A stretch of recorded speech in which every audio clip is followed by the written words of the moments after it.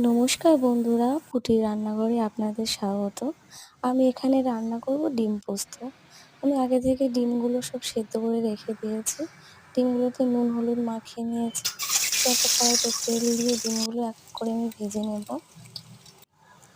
ভাজা হয়ে গেলে ভাজা তেলের মধ্যে গোটা দিয়ে কাঁচা লঙ্কা, পেঁয়াজ ভালো করে ভেজে নেব।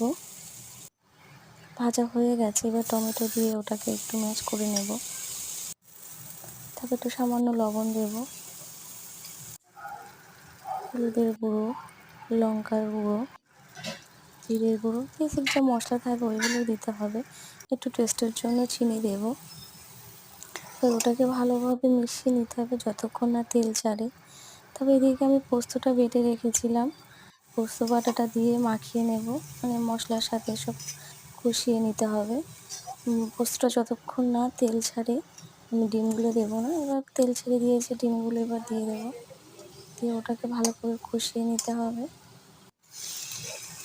সামান্য গরম জল দিয়ে ফুটতে দিতে হবে। এবার নামানোর আগে একটু কাঁচা তেল দেব টেস্টের জন্য, যেহেতু এখানে পোস্ত বাটা দিয়েছি। এবার লঙ্কা দিয়ে নামিয়ে নেব। কেমন হয়েছে বলবে বন্ধুরা।